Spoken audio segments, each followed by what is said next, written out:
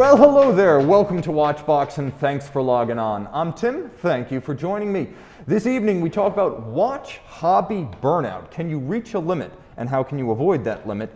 A Rolex Daytona revolution and the Daytona redesigned and reimagined, all of that, and I am sharing your viewer wrist shots this evening on Watches Tonight. Remember to check out the people who pay for these pixels, thewatchbox.com, over 3,000 pre-owned and vintage watches, most of which are not Rolex, live right now. I know you're burnt out on Rolex, I hear you. Other stuff available, check them out. New window, keep me streaming. All right, viewer wrist shots, let's get started. Your piece is on my pixel, Stig J of Norway. Hammerfest Norway gets us started with his Blancpain Villeret GMT annual calendar purchased from Watchbox Switzerland. Thank you for trusting our company. Mikhail B. of Poland flies again with his Omega DeVille Prestige Power Reserve. Always love to see a non-Speedmaster, non-Seamaster Omega in the wild.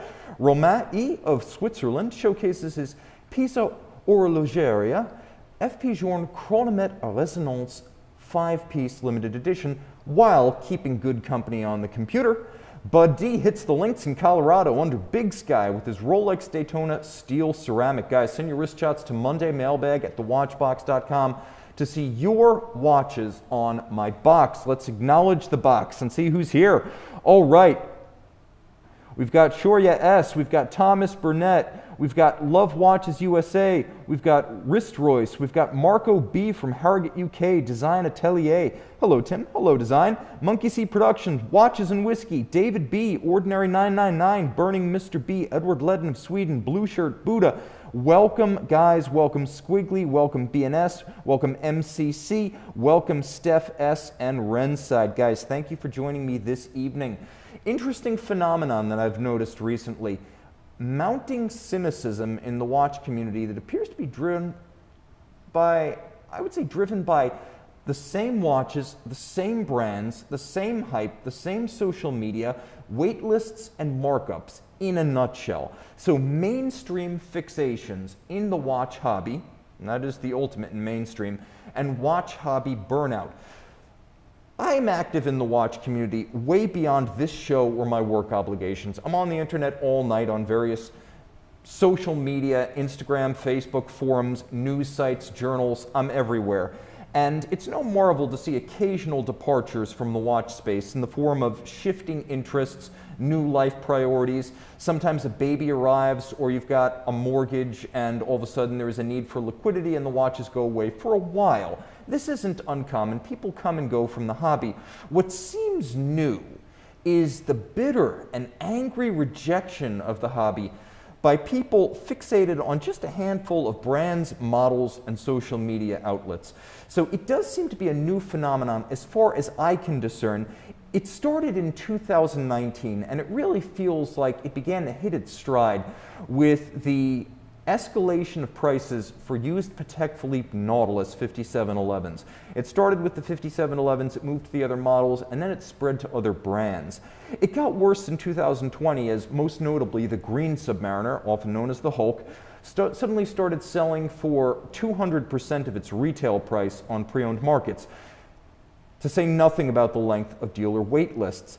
And then, just in the last month, it seems that the situation came to the head with the arrival of the 2020 Rolex Submariner line and the launch of Omega's Silver Snoopy 3. And we talked about that ad infinitum on last Monday's show.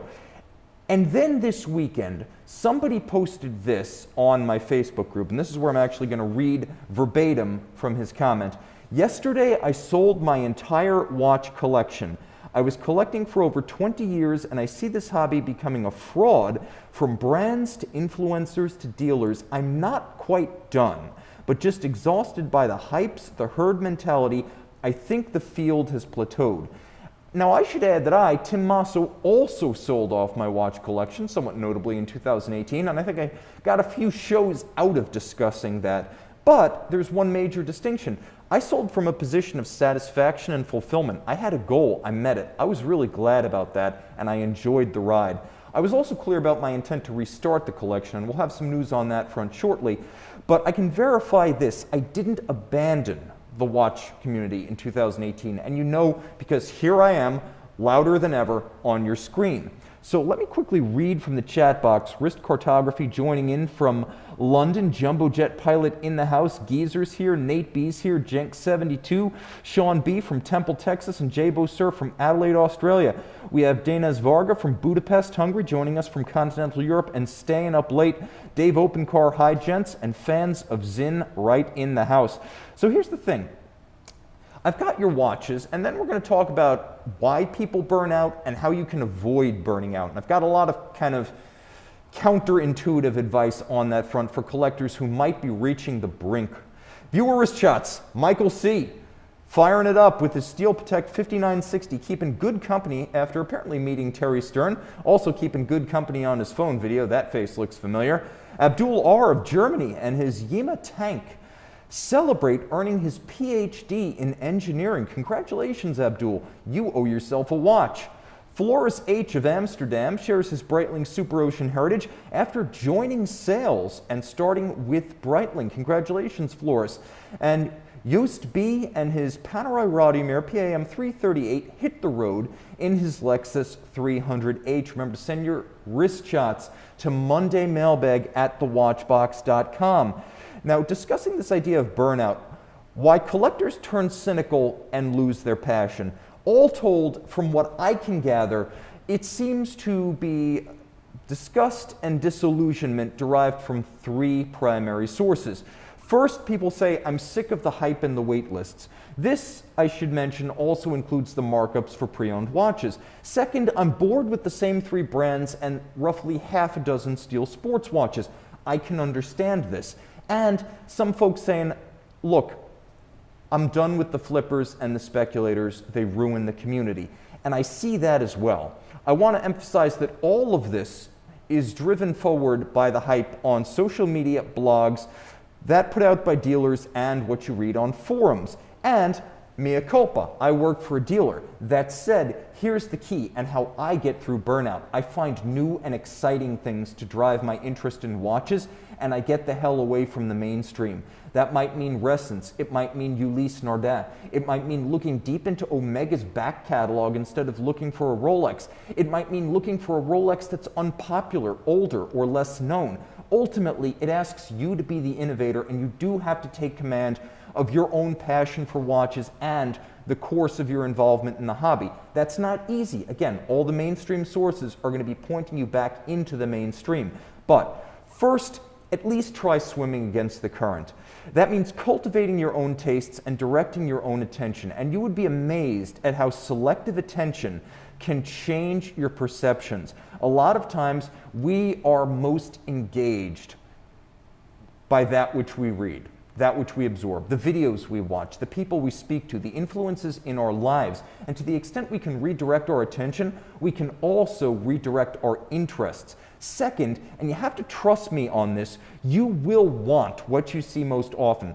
I have no degrees in consumer psychology, and yet here I am. I'm clearly doing something right. So you're going to have to take my advice on this. If you are interested in watches that are accessible, watches that are rare, watches that are special, and yet very reasonably priced for what they are, you stop thinking about Rolex and Patek and AP and the next Omega Snoopy.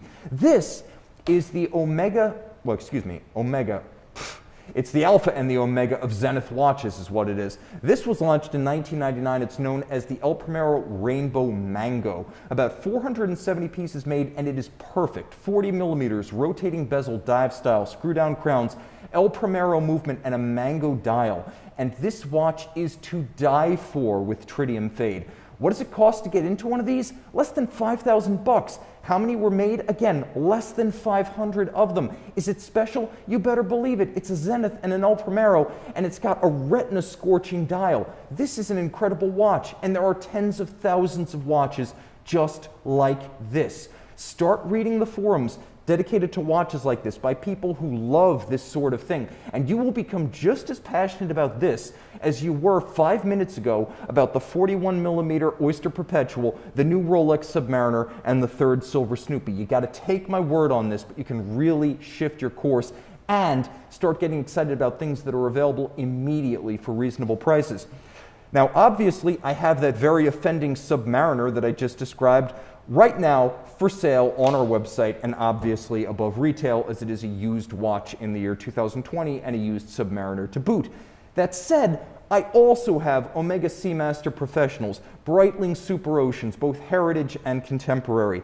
The Blancpain 50 Fathoms, a genuinely handmade and hand-finished watch with a movement to match that you can pick up for literally half the price of a new, well, I should say, a nearly new sub on pre-owned markets. And I even have a Resonance Type 5, which is a watch that retails closer to $40,000 than $20,000, and yet you can pick it up pre-owned for $25,000, which is exactly what people are paying for the used 41mm Submariner. This is more interesting, exclusive, innovative, and memorable in every way than any Submariner. And again, at the same price, why wouldn't you? So all of this includes, well, my third point. If you don't like the hustle of flippers and speculators, ignore them and buy something unheralded. And that means I work for a dealer, so I see all that hyped stuff that is marked up. But when I walk into our safes, I go over to Zenith, I go over to Vacheron, I go over to Lange. I look at APs that don't start with the name Royal Oak. I take a look at Arnold & Son. I'm interested in independents and not just FP Journe, Laurent Ferrier, De Bethune, vintage Roger Dubuis, and they're all spectacular. And almost every used watch, regardless of brand or model, costs less pre-owned than it does new. It is the anti-Rolex Submariner. Almost every luxury watch loses value when you buy it new, which is to say, if you have a slightly open mind, you're going to find deals on incredible timepieces everywhere, and there is no way to burn out on that. It's a feast that never thins. It's having your ice cream and eating it too. This includes watches that trade at huge discounts compared to what they cost new. Remember I mentioned $25,000 to buy the new sub used? That same $25,000 buys you my old white gold Jaeger-LeCoultre Duomet chronograph limited edition. This is a genuinely handmade watch that's genuinely rare at 200 pieces, and JLC only makes a few hundred of all Duomet variants every year.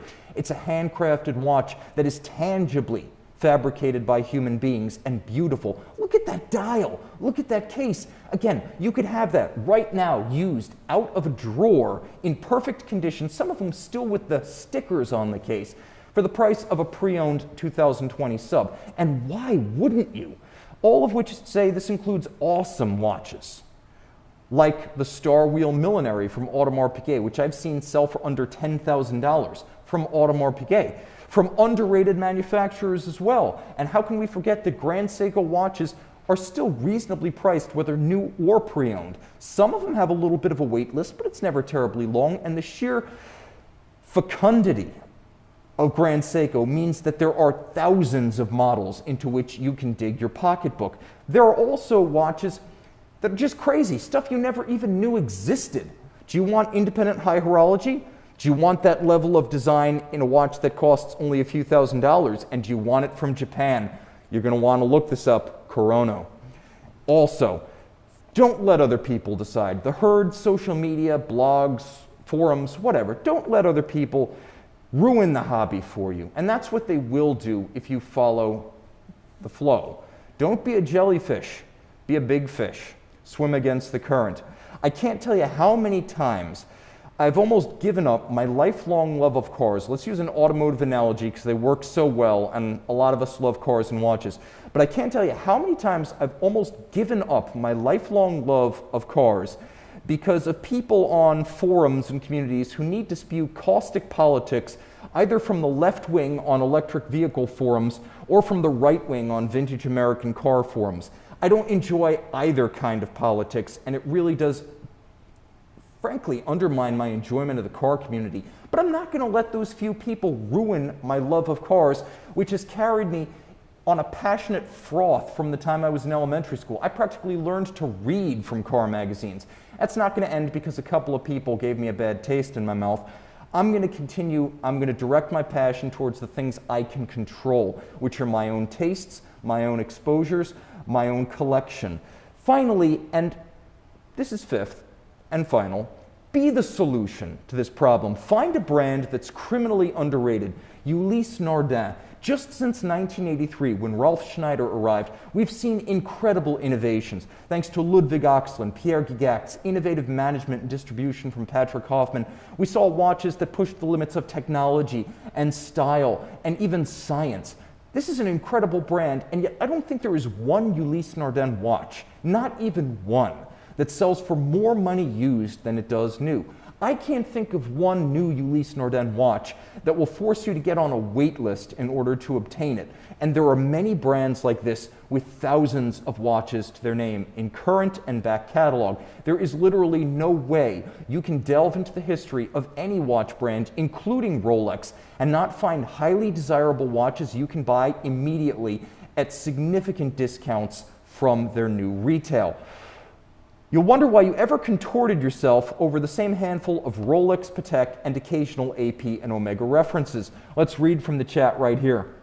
Abdul, newly minted engineering PhD, saying, I'm planning to get an independent from my next watch, Habring or Dornbluth.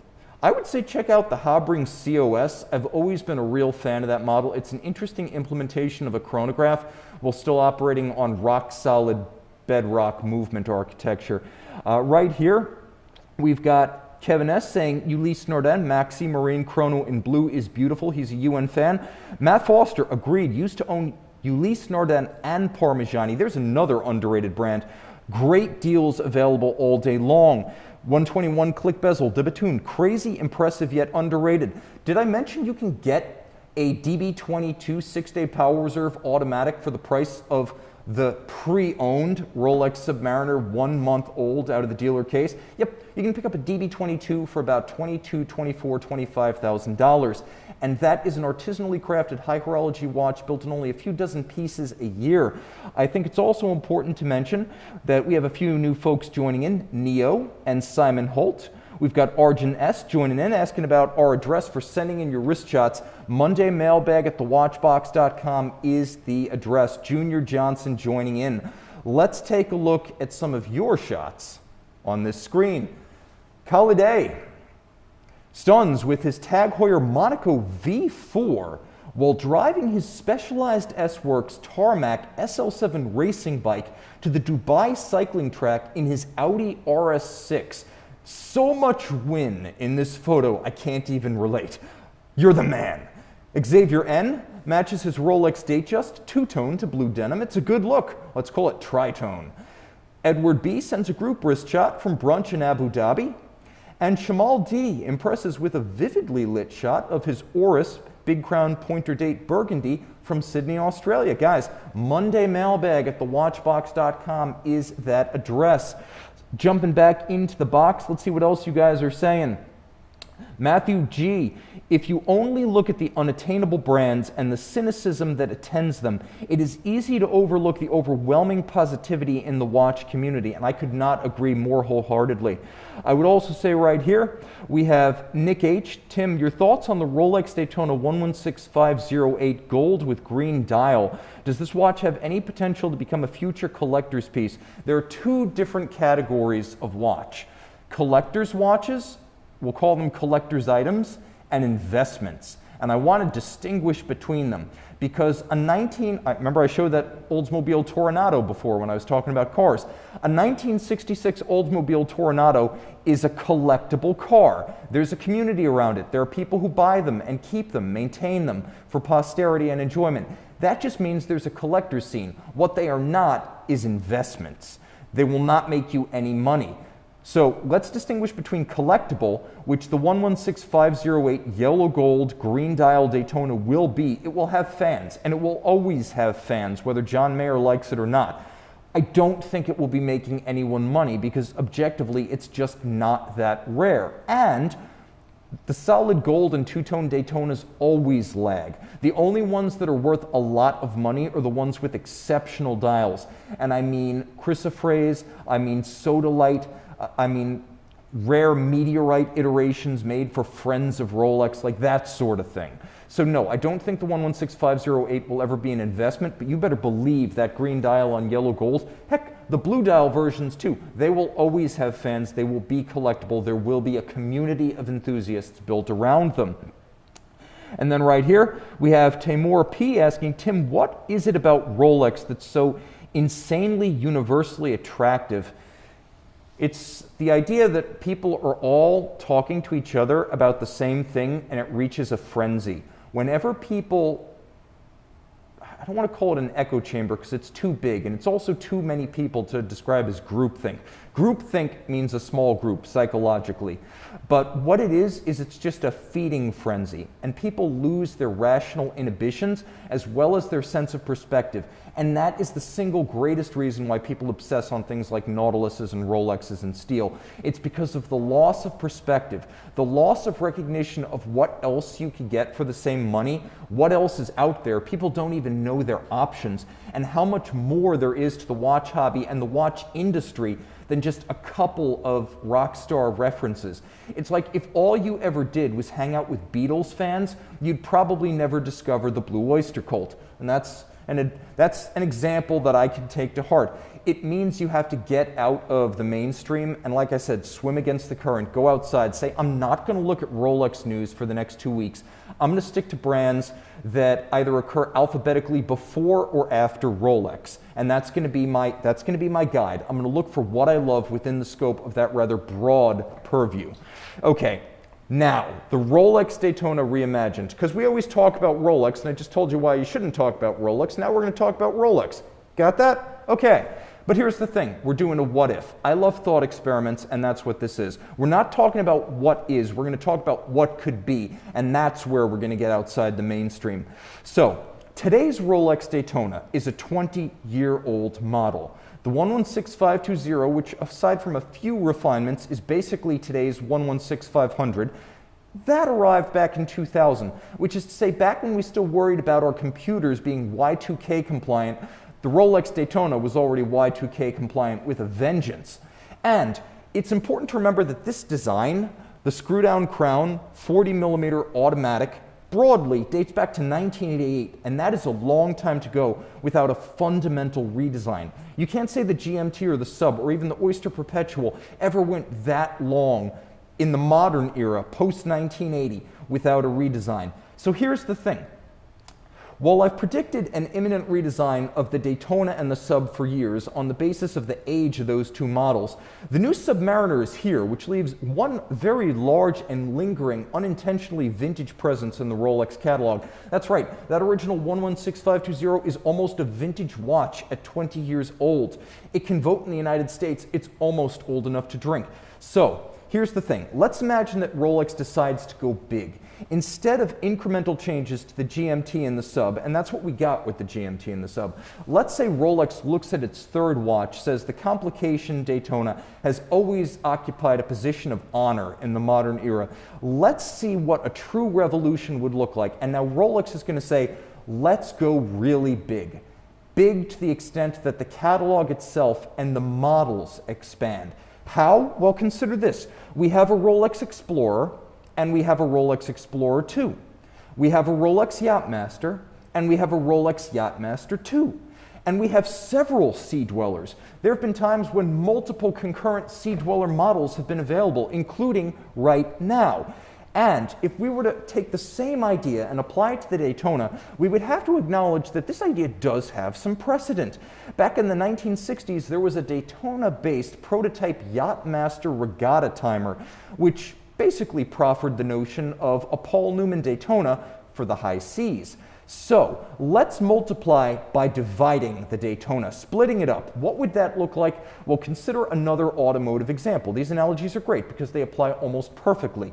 There was talk in recent years about creating an entire family of Chevrolet Corvettes. Now, I don't mean Stingray, Z06, and ZR1 with a convertible thrown in. I mean different cars, not variations on the same car. So as the Corvette went up market in recent years to the C8 with a mid-engine and higher price points, there was talk at GM about keeping the less expensive and previous model, the Corvette C7, on the market to avoid pricing out the previous Corvette customer. And it was still a relatively new model, launched in 2014. It didn't need to die for the 2020 model year. It could have been kept in the collection. Now, ultimately, they were able to price the C8 low enough that they didn't need this model. But the discussion considered another possibility, which is a price point where the Corvette hasn't played in decades. If you've got your C8 and keep the C7 around as a mid-market option, you need an entry-level car. And that's where the third leg of the triad was considered. A $30,000 Vet rather than Corvette branded product in the vein of the old 2000s turbocharged four-cylinder Saturn Sky Redline. So you would theoretically have three different price points, three truly different models based on different platforms, and all of these would be Corvettes or Vets. So this is what Rolex could do with the Daytona. Start with a core model, and this core model would remain the closest thing in the catalog to the current Rolex Daytona. It can be called the Cosmograph Daytona. Changes should be made. I don't think a light aesthetic refresh is in order, because in the course of this one model since 2000, we've seen new clasps, we've seen new bezels, we've seen the arrival of the Oyster Flex, and I really believe overall there have been enough refinements within this generation of the watch that if you want a clean break to the next generation, you need a clean break in style and substance. And this is where I think Rolex has an opportunity, because they can do a few things that they haven't done in the past. First, use modern technology to advantage. You no longer need screw-down crowns and pushers to achieve 100-meter water resistance. On that front, you would both make the Daytona a better track tool if we want to continue the fiction that this is a racer's watch. It's easier to use pushers on a chronograph that don't need to be screwed down. That would also be a wonderful throwback to the original manual wind 6239 and its ilk, the pump pusher non-screw vintage Daytonas. I think that would look fantastic, and it would slim down the case profile around the crown. I also think something mechanically needs to change, because while this Daytona movement was ahead of its time back in 2000, it was the first extended power reserve mechanical Rolex movement with 3 days. It was the first Rolex automatic movement to use a rotor bearing rather than a jeweled staff. It was the first Rolex chronograph to use a vertical clutch rather than a lateral coupling. Today, it's pretty much standard fare. Rolex needs to stay ahead, which is why I think the one thing you cannot change is the way it looks, which means no mono counters, no asymmetrically sized counters, but there's nothing against adding a second seconds hand and turning the Daytona into a standard rattrapant or split second. Again, if we want to maintain the motorsports imagery of the watch, whether real or imaginary, it makes sense to have a motorsports-friendly complication. And that's where I think a rattrapant trigger would make a lot of sense, because splitting the seconds and finding the splits, waxing or waning, the gap between two cars around a track during an enduro, that actually fits the image of the watch. And Rolex could implement it, because we've seen companies as small as Girard-Perregaux, IWC, we've even seen Panerai in its earlier days find a way to implement split-second systems. And heck, Habring, which makes a few dozen watches a year, has a split-second chronograph. Could Rolex do this without adding thickness? You better believe they could, and I think they should on the core model. Now, consider classes of product where Rolex currently has no entrance, such as a high-end luxury chronograph. We know that the mixed reception from collectors for the Platinum Daytona proved that collectors and the market as a whole weren't convinced that simply swapping metal makes the Daytona a $75,000 watch. So if we can charge that kind of money for a Daytona, we can implement technological changes and maybe make the watch in steel. So what would those technological changes entail? Or what would they entail aesthetically if we decided to make it a more craft art piece, something more tangibly handmade? Let's look at both possibilities. First in terms of craft art and beauty, and then in technology. We know that Rolex has at least considered display case backs because Rolex used them on the Cellini prints. We also know that from Les Artisans de Genève, the custom house in Geneva, that current day Rolex movements can be made to look really cool with customization. So they have it in their bones to be worthy of a display case back. And we know that historic Rolex design cues, if we can go full screen with this, historic Rolex design cues can be made to appear luxurious and contemporary, again thanks to Les Artisans de Genève, who have taken contemporary Rolex Daytonas and created quasi-vintage tributes that look absolutely monstrous. So this is all on the table and within the realm of possibility, just modifying the current Rolex Daytona. What I think Rolex should consider is that they should simply purchase Les Artisans de Genève and allow them to make the flagship versions of the GMT, the Sub, and the Daytona. We already know that this custom house and its absolutely wild creations are operating at an OEM level of quality and detail. Why can't that watch be a legitimate Rolex? If Rolex were to buy this company, it would be, and I think they should pursue that idea. Alternatively, and here's where we talk a little bit about technology rather than art, Rolex could leverage its patent for a triple split chronograph system, which they have, and some of their patents in alternative escapements, which they also have, to create a Daytona Uber watch at the peak of the collection. If you can charge over $100,000 for a precious metal diamond-studded Daytona, you can absolutely charge the same amount of money for the high-mech, high-tech that high-end watch collectors really want. And that would be the flagship piece.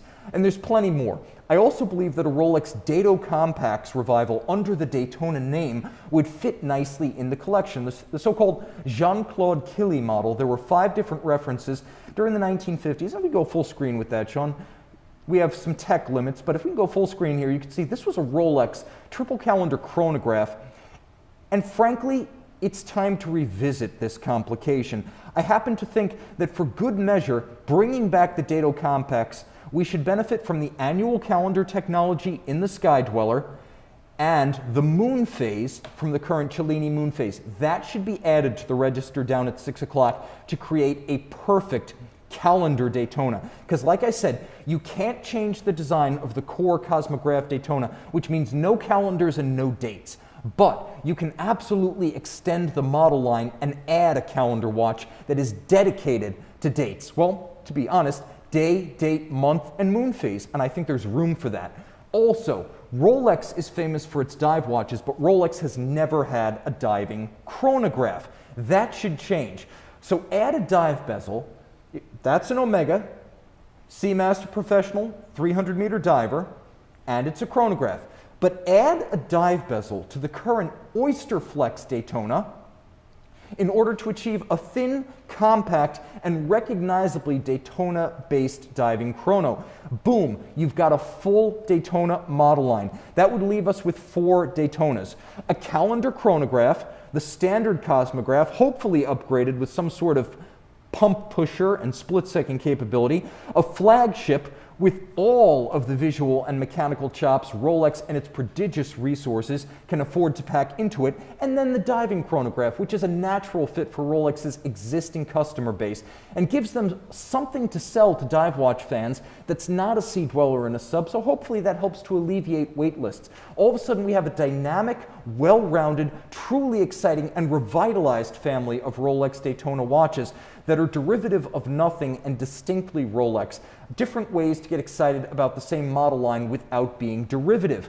So, if Rolex ever decides to rethink Cellini and approaches dress watches from a different angle, I also think there could be room in that collection for a manual wind, precious metal, display case back Daytona, but that is a discussion for another day. Let's see what you guys are saying right here. Okay. This chat box is moving so fast, it's hard to keep up. Rich Buddy would like to see a Sky Dweller chronograph, which I think would be pretty cool, an annual calendar chrono. Right here we have Alexei Simola of Finland saying, let Rolex be the pinnacle for those who do not understand truly nice watches. In other words, if you're a connoisseur, look elsewhere. And then right here, Edward Ledden saying, just me waiting for the Tim Masso group to form, buying up every single watch brand. I don't even have the resources to buy every single watch. I don't think I'm going to go shopping for whole companies. I can see CQ, the watch guy, CQ Gottlieb from our company, is in the box right there, and he's saying a Daytona diver would actually be kind of cool just to see. And then we have Horatio saying, the more we talk about the Daytona, the more I want a datograph. I am with you, Horatio. I would love to have any number of Zeniths, Jaeger-LeCoultres, Heck, even Omega chronographs right now. The Daytona is fun, but let's leave our thought experiments in Geneva and check out what's on your wrist. Dave C. of Hartford, UK, takes Albert the sausage dog for a walk with his Patek Aquanaut, nicely framed. Jeff J. of Houston, Texas, follows suit with his yellow Labrador and Sea Dweller 43. Rob V. at Mackinac Island, Michigan, captures his Omega Seamaster Diver 300-meter 007 out on the water this fall. And Andrew A., father and son with Ian, father, take us home with 2 generations of Rolex BLNR GMT black and blue. Guys, send your wrist shots to Tim Masso, Monday Mailbag at thewatchbox.com. That is Monday Mailbag at thewatchbox.com to see your analog on my digital. And remember, tmasso at thewatchbox.com is how you reach out if you're interested in any of those cool non-Rolex watches on our website. Please reach out to me directly. And of course, join me, Tim_Masso on Instagram, where I now have over 1,200 one-minute videos of the watches I see every day. And it is good to see you here today. Thank you so much for everyone who makes this possible, the best audience on YouTube. Time out, Tim out, and thanks for logging on.